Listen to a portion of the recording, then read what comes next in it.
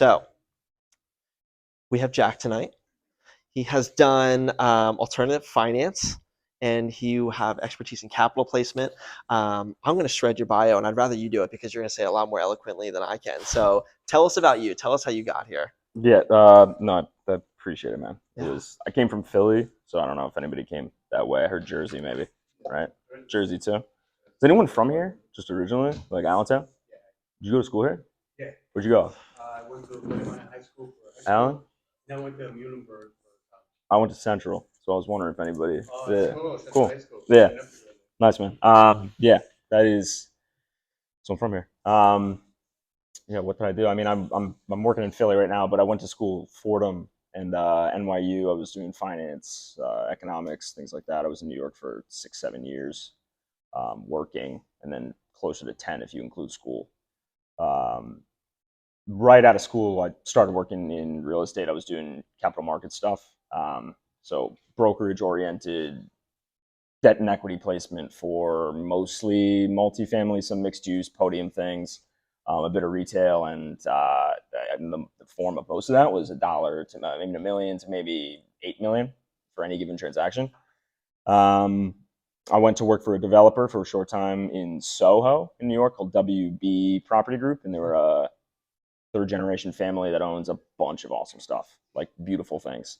It was there that I realized when you're a family and you own stuff, it's important to sort of keep things close to the vest, and that can include how much you're teaching people, how much you keep people on, how much hiring occurs, how much money gets expanded outside of what's given there. And there wasn't a huge amount of opportunity to stay with a family that was already doing well, and I respected that. So I went and worked again with another shop where I ran capital placements for SAB Capital in New York again. That time I was like on 52 Vanderbilt, right next to Grand Central. And we were doing retail, a bit of mixed use again, shopping centers. I sort of opened us up in after year one into doing specialty, where a rate cycle was corrected a little bit. You remember April, March 2022, everything went up. And there was reason to move money elsewhere. I found owners were deploying into different assets and weren't just holding entirely. So we went from in 2021, 2022 doing like 60, 65 million to doing 130 in the next year. And that was 50, 60% gas stations throughout the US in construction or new buys, specifically with convenience stores, because you could get bonus depreciation, which they're trying to ixnay. But we got the end of it and it still exists. So anyone still doing that type of deal, it's out there. Brain switched on, want to go back to ownership side of things. Remember WB. I am from and was born in Philly originally, like kind of Bella Vista. I was in a studio where my mom was still working for the hospital or whatever. We moved to Allentown when I was little, but I was like, all right, I kind of want to go back. I'm a huge Sixers fan, all that stuff. Met a couple guys who are architects. They went to Temple. One's AIA registered, 33 years old, young guy, does everything himself. Another partner, Sam Turner from Jersey, masters, finishing AIA right now. They're both under 35, so they go for things. They wanted to start buying instead of just doing drawings for people. They had a similar sentiment where they realized they were always executing on stuff for people's ownership on another's behalf and wanted to buy things themselves. I also wanted the same thing from a different angle. We met a couple times. I joined them, and I've been there for 9 months, maybe, in Philly. So we are vertically integrated, which is a word meaning we do a bunch of different silos within real estate. We're touching the architecture, drawing from building permitting, zoning permitting, getting design work done. They do anything from luxury single families, intermediate within the city, anywhere to we're doing a plan development. Again, architecture side for anywhere between maybe 240 and 340 units in Camden, which deserves and probably could use a little work. So that's a PUD, and that's the gambit on architecture. And then I'm running the finance and acquisitions for getting new product and buying stuff. So we're in contract with a couple things that aren't fabulously large, but you have to start somewhere. I raise money in a similar way. Have to. You got to eke out returns for people that give you the money to begin with. You can prove that if you can give back money even more than you originally promised on whatever preferred return, and you know that there's space for that, well, then you've probably underwritten well. So that's kind of what we've been doing. I love that. So, all right. Verbose, but yeah, that was. No, I love. There's so much I want to Yeah. go into there. So let's go back to when you did capital placement. I think there's people here that are like, "What is that?" Yeah. Kind of just explain just the basis what that is. Yeah. So it's a form of brokerage. There's, like, a realtor who sells your house. They're in between the person who's building it or currently owns it and you who wants to buy it. Um, Capital markets or capital placement is a form of brokerage where typically owners of commercial properties, or even we'll stick with commercial properties, de facto or by denotation, they need to refinance a property. They need to acquire something new, and they're interested in where to get money, and how to get money and make it competitive. So we were a intermediary that formed as a person who would basically underwrite deals for them, do relationship management, and then work down a suite of terms. And a term sheet, if you're familiar, is your proceeds, your rate, etc. Make effectively a glorified gladiatorial situation. You make banks fight, somebody's good, and then you come out of that and you basically are paid for that middle work. So I did that was like a large swath of it. Yeah. Very cool.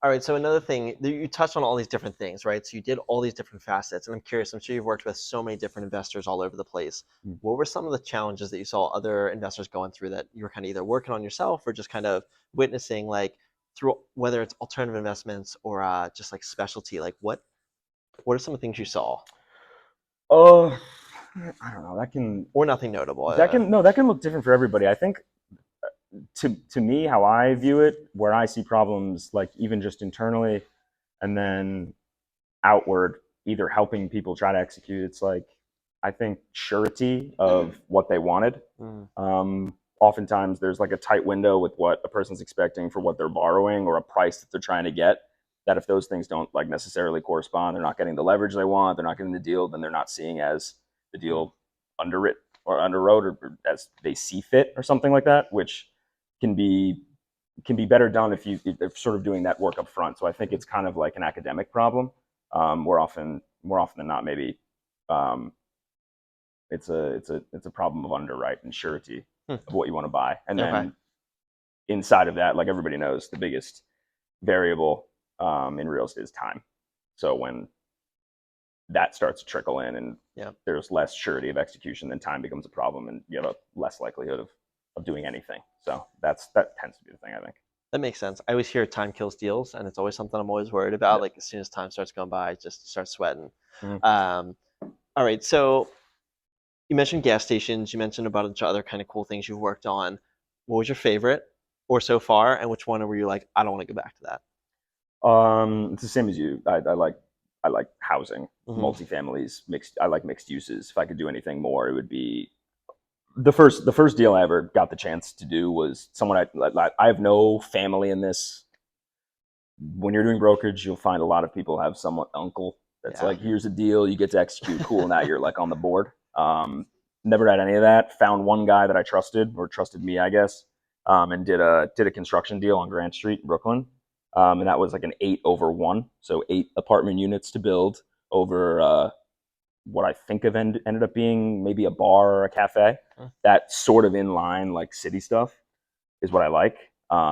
If it's just multifamily, I like that too. That's cool. But yeah, housing with some element of like commercial change, I think is always the coolest stuff to me. I But, love that. I personally like. I don't know if anyone here is following like all the Easton development going on, but they're building tons of mixed use, and it's so cool watching it go up. It's the same thing, oh, actually, all apartments, and then it's like grocery store, cafe, restaurant, all sorts of stuff on the bottom, oh, and that's it's good. just so neat. My So brother-in-law's brother just moved there, in so that's Easton, good. oh, Yeah. I love Easton. My portfolio's in Easton. Big Is it fan. really? Yeah, Okay, go cool. check it out. That's Anyone nice. else? Any Eastoners here?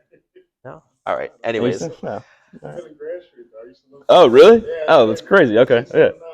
Nice. Wow. I so think it was like 612. It's definitely close. Yeah, something like that. Yeah. Yeah, right down the gun. Yeah. Yeah. so you've done a ton of underwriting. I know in your bio you've done almost billions of dollars in underwriting, just looking through deals, Yeah. right? Yeah. So what are things that Which doesn't count, by the way. But yeah, you but put the number down. Yeah, you I said I did the. Yeah, right. but still, so what are things that Because I'm obsessed with underwriting. So I'm asking this person, like, what are things that you see people do right? What are things you see people do wrong? Um, what are things you watch out for, etc. Do right, do wrong. Or take that however you want. Things you like to I don't focus know. on. I think the metrics that like people are looking at for underwrite moves all the time, and what people find important is different from like one investor to the next. You That's might see fair. like Yep. equity multiple drive somebody's choices. Like someone's obsessed with positive leverage, someone gets negative leverage on every deal, and you tell them that they're in that situation, they buy it anyways. Like I don't. I had that problem a lot when I was in uh, the last firm I was at. Wait, real quick, explain negative leverage in case anyone doesn't understand.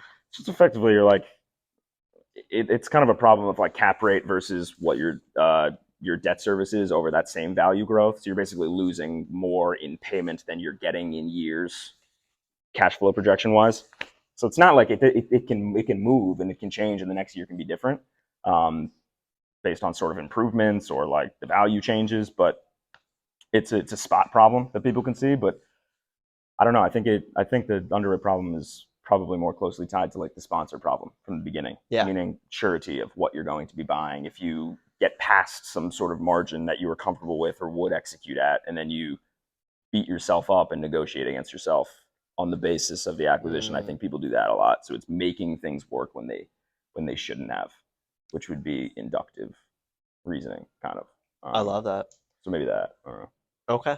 It's funny because like negative leverage, I don't know, I have a love hate. I was trying to find a deal last year and we found a 12 unit and the only way it would work is go negative. And we're That's like, yeah, it was phenomenal projections. And we're like, fuck it, let's go. So yeah. we bought it. And that was the most stressful 8 months of my entire life. And we're just getting out of that now. And I will never touch negative leverage ever Okay, again. yeah. So So that's there you go. Yeah. are we going to have great returns? Absolutely. But would I ever do that again? Hell no. Right. So it's just interesting. I don't know. Yeah, if you can carry it, like it's a question of leverage typically too. So if you're stacked or you're like to the gills on your percentage of what you're borrowing against, that can kill you. But knowing if you can carry that for a little bit, and equity can solve things typically. But yeah, that's It can. And like we overraised, we had all the reserves, everything was done properly. But there's just something to be said about like you're seeing money just pour out of the account and you did it intentionally. It's going according to plan. But you're just like you're laying awake at night like fuck, yeah, this is not a good right, move. So right. it's crazy. And you're syndicating hardly any of it's yours. It's just right. Exactly. Yeah. Yep. Yep. So I'm gonna ask a interesting question. Where do you see the market going? You don't have a crystal ball, but I don't know. You guys tell each other what's going on with it.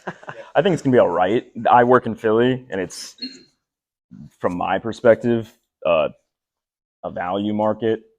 If I would call myself a bull, like sure, I guess I would be that way. But it's a bull insofar as you're a real estate bull. So it's not growth. It's not tech based. It's not like any sort of ridiculous projections where things grow to a degree where it's not sustainable. I think the values in Philadelphia will do well. As far as the rest of the country goes, we'll have to see. We invest in Philly because that's what we know particularly well. right. But I don't know. Treasuries have been acting funny. Everything was priced in already, Yeah. apparently. There'll be more correction and more borrowing will happen. But as far as the selling and buying of those underlying securities, it seems like there's been um, a correction on them regardless. So I'm interested to see what happens with the next rate cut, if and when that happens, and what it does to the underlying things. If the rates or the yields remain stable, that means there's sort of a contra opinion going from people that are actually working on those bonds and notes. But regardless, the intention is to put pressure downwards, so people are going to buy more. Did everyone follow that? Yeah. You have a question? I do have a question. Go ahead. Now, I know we're talking about the economy today, right? So, the longshoreman situation that's going on and materials and things like that. Do you think that's going to actually, I guess, either help or hinder the real estate market to actually go forward or back? I think that could possibly help the value, but maybe hurt the long-term longevity of it. Yeah, I don't. I have no idea. I mean, with the cost of things, I'm saying the cost it of hurts. coming in and material not coming in, Yeah. it's not going to be possible to actually construct anything. And not even just construct, it's like, we can't fix it, we can't do this, prices are up here. Right. If the price to actually fix things are too high, profits profits are actually going to go down. So I'm more like the property value of houses go up, the profits go down, and actually being able to do them. Is that helpful, or is it? You know what I mean? It's a good. No, it's a really good question. That's like It's just going to restrict supply mega, and if you own, you're going to win, and if you don't own, I think That's you're what going I'm to get saying. Like crushed. as an investor or somebody that already owns property, you're in a great position. But somebody trying to get in, kind of Yeah, blow apart. because it almost seems like it comes back to entry price, right? So if you can build for X amount and somebody bought in for way less, and then you can't even get out for that, it's just going to restrict everything. That's what I was asking. yeah. I mean, it seems like the tide will raise both the end goal or the prices of things is, and necessarily supply chain costs go up. So it's net kind of if you think about it that way. Yeah. But I have no. That's no way to know. Like the supply of homes, I guess, in the area, right? So they want. Yeah. There's a bunch of supply of homes in Pennsylvania, let's say, right? But they need to be fixed. So most of the supplies, like we have the supply there, but they're not up to par. Mhm. It's today's standards for most people want to get their money for. Mhm. So if we don't have supplies and things coming in to fix those properties, we actually have the supply to actually sell to consumers. You know what I mean?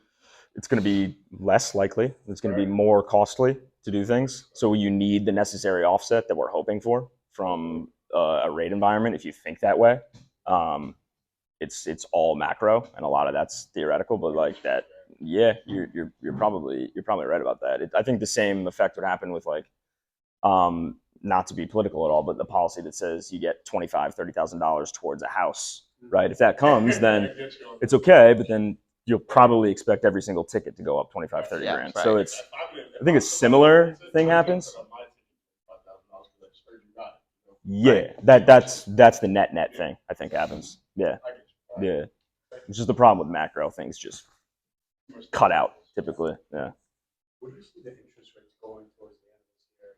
You see them kind of like stagnating? Do you see them dropping a little bit to the 5? I think they'll tail off a little bit. I think another cut will happen. Whether or not that directly impacts what's being bought, because everybody knows there's a huge difference between what the Fed dictates. Explain that, because that's such a misunderstanding. I think it's so valuable.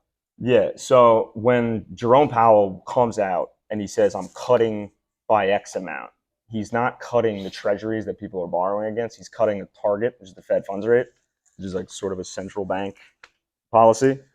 It doesn't affect, it affects the underlying notes insofar as how people are approaching them, sort of from a theoretical perspective, how buyers think about things, or sellers think about things. But they don't directly affect, or like, again, directly is not the word. They're not affecting the 10-year, the 7-year, the 5-year, the 2-year note. Those things aren't dropping 25 points because 25 points of corrections happen. They rose right after a cut happened because people sold. So it's all just how people are reacting to rate cuts. I think they'll tail off because the intention is to do so. But again, crystal ball. So there's so many things that you're just like the wording you're using, everything like finance based. Where did you learn that? Was it from school? Was it from working? Was it from a resource that you use? And a lot of things that you're keeping track of that you're referencing, where do you find this data? I guess working. That's a good question. I don't know. I guess working. A little bit of school maybe, but just working and talking to people, listening to the Fed, like every single time those meetings come up, listen to how they speak about things. There's line items that are being talked about that don't necessarily reflect inflation data all the time as consumers see fit. Sometimes they do. Those words are where you're picking up, but then everything else, just like read stuff, read the Wall Street Journal, like read things. I don't know, and then talk to people because you have to know the little guy, what the little guy's building and selling, up to the big guy building and selling. They're going to use a lot of the same stuff. They're talking about a lot of the same stuff, but the language changes. So yeah, you can see that stuff, move. I love that. I asked that because it's cool to hear that you understand so much of the underlying things. And I have a lot of investors come up here that are super successful, and you could ask them a lot of the things that you said, and they'd be like, "What is that?" And would have absolutely no idea. So it's cool to see like where you're going to head. And so that's my next question: is maybe this where is do you want to go? Yeah. Where do I want to go? I want to like work wise. Yeah. Where do you want to go? What's your vision? Where do you want to go in life? Do you want to own? You want to give us a vision? Yeah, I ended up doing. I mean, I left brokerage because I was executing for other people, every bit of work you always did, you could secure $1 million loan. And that's $1 million for a guy who's going to own a property and you don't. Right. So I wanted to, regardless of how long that takes, or market corrections and things change that we're talking about. Getting a skill set, sort of knowing the language that I'm talking about, can only be done by doing. And wanted to own. So now I'm with a group that effectively, this is maybe the important part that I'll answer in a circumvented kind of way. The guys that I work with were not finance people. They were not even real estate people. They were architects. And they wanted to own as well for different reasons. I have the same thing from the finance side. And that was on the basis that we had a shared vision of owning stuff that was not just important to the city that we like lived in or worked in or loved and like actually care about. And I'm being serious about that. To build stuff that like matters and makes you money for your family, but also like is in Philly that you respect and you want like the city to be better. But we also like, not just in sharing those aims, like we wanted to share the recourse together, which is just another word for like a liability. You know, that if you're borrowing anything at any given time, like that's a lot of your clothing that could be taken away. So it's the same aims to build stuff that's important, but like you got to have people that you're willing to share recourse with, because that is the actual word for it. Yeah. I love that. It's cool. There's two things that you just mentioned there that I just want to point out. Is one, you're really focused on like actually having nice products, and I think that's another thing people don't focus on. Like you want to have a nice product, you want to have stuff that's respected, stuff that I'm sure you'd live in and like make a difference. I think that's really cool. Two, you talked about like bringing value. So these guys that were running this thing, like you brought this new thing in, you added value to them, and then you guys created this like much better product now or firm or whatever. So really cool to hear that. And just other people ask me all the time, like, what do you suggest I do? Go add value to someone. Go do something just like you're doing. So really cool. I have a couple. I appreciate that. Yeah, and that's what the company does. Like we are architects, we're developers. We work with people that co-invest if they want to. I have 9 LP investors on a new deal that we're doing right now, and then we do drawings for the city. But we've done stuff in Chicago, we've done stuff in Jersey, we've done anything like that architecture wise. So it's a service company and it's a development company. So it's both of those things. So you're raising money now, and or just did, right? Yeah. Is anyone here raising or has aims to raise money? All right, let's talk about raising then. So tell us, well, what's the project you're working on, or can you talk about it? Sure. It's currently a lot of land that was taken from a sheriff's sale where there was a tax delinquency. It's zoned RSA 5, which is residential. It's in an area that is adjacent and abutting to properties that have duplex and triplex zoning. So we're gonna probably get a pretty simple change to what can be done there. Hopefully, we get a triplex. And again, these are architects that I work with that do this sort of proposaling, so it's not far fetched. Yeah. And that's what we raised money for. Cool. So you have limited partners, LPs, right? Yeah. So you successfully did it. Yeah. And it's interesting, and that's really cool because a lot of people say I want to raise money and then they go to do it and they fail and they fall flat on their face. So what did you do that worked, that went through? Like what did the process look like for that? I did similar according to what you talked about, which is a little bit of friends and family. But then along the line, I got young friends that do well, that were in New York and are single and spend money only on like beers and like weekends and stuff like that. So they were like, yeah, I'll throw, like, I know what you do. They all work in finance. They have risk tolerance.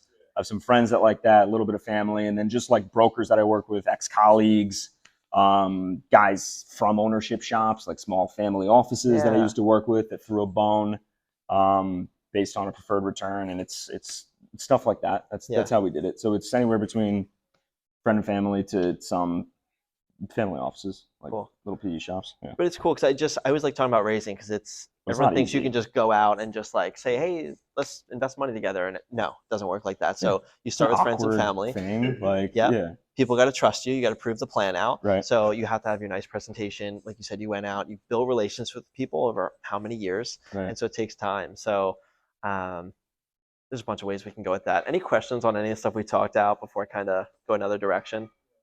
Quick question just about leverage. So I know like a lot of people say like leverage is like kind of like a double-edged sword.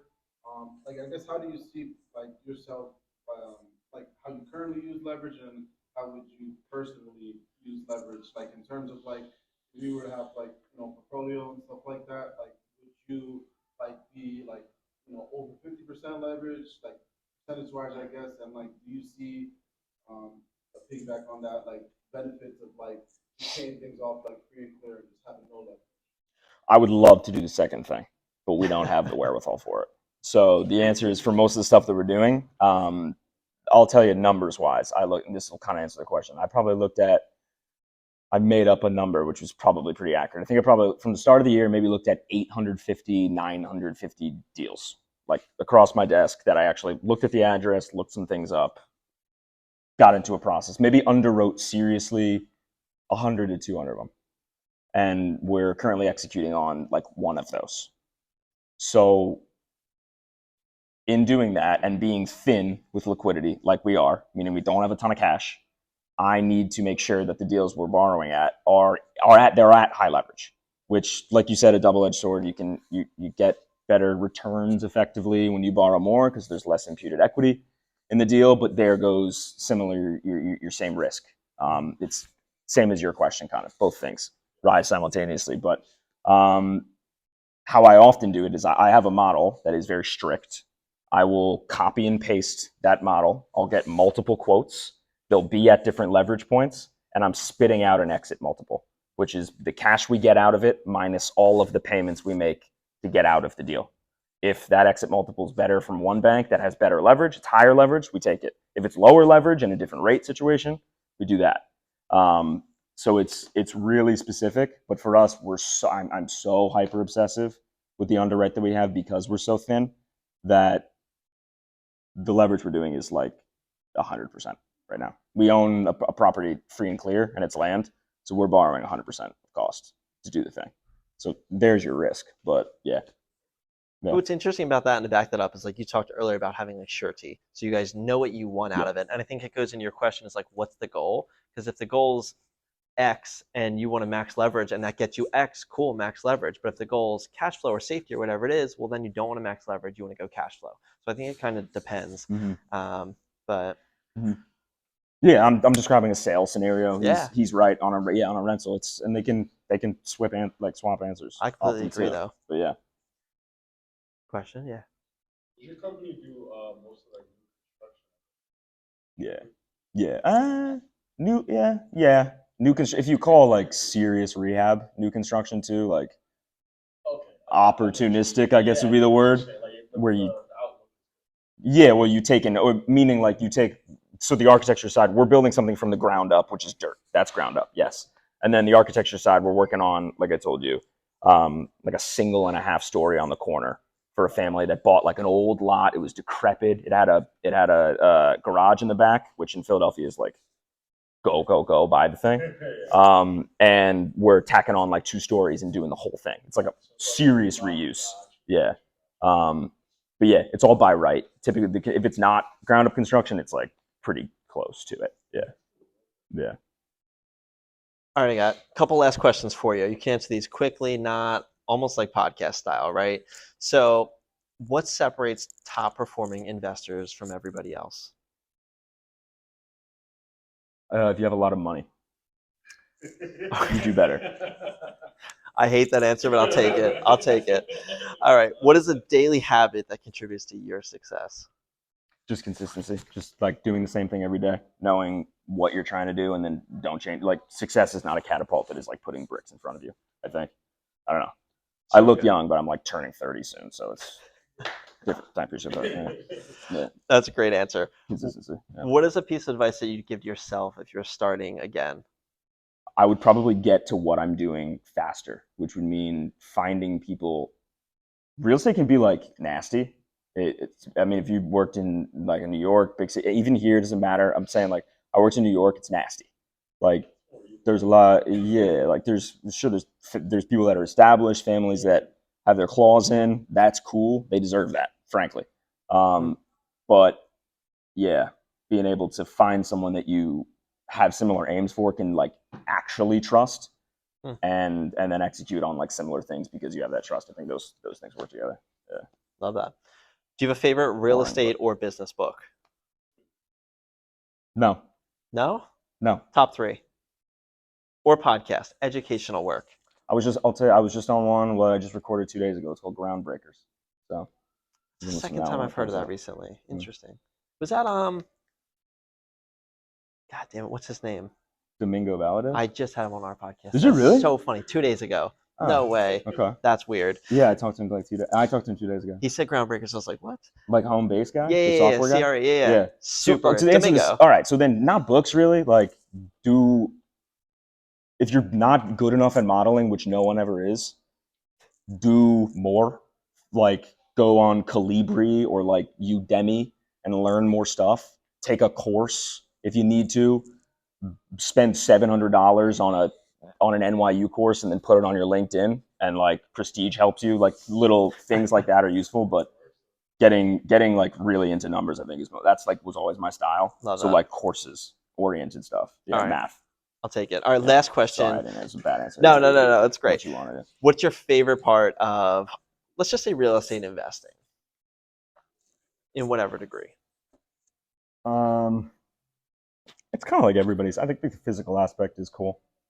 Everybody likes that. Everybody says the same thing, kind of. If you're in finance, I mean, I hear that. I came out, a lot of people are working in banks and then selling like, imaginary. They're real, but stocks and things like that, right? But I like the physical aspect. My dad was like the engineer, the civil contractor. Yeah. Taught me how to like, physically work on things. I like that. But then I didn't know what I wanted to do totally. So like I was good at English. I liked math. Wanted to go to a city, and I feel like numbers and money is sort of good for that. So the physicality and then being able to do numbers and sort of communicate the thing while being mathy at the same time is sort of fun. I don't know. Hard skill, soft skill. Yeah. And every day is different. So That the variability is cool. I agree. Any last advice? Nah, it's the same one. Your eyes open. Like when you want to do something, if you know what the product type you want to work on, make sure you know it. Skills come first. They do not come second. And again, you don't have to have a big team to do things well. You might if you're building like airplanes, but if you're doing real estate, you have a couple good guys that share aims and you can trust each other. It's going to come down to like large amounts of borrowing. So yeah, work with good people. So good. That was like 3 great things. Well, thank you so much for being here. Let's give Jack a round of applause. So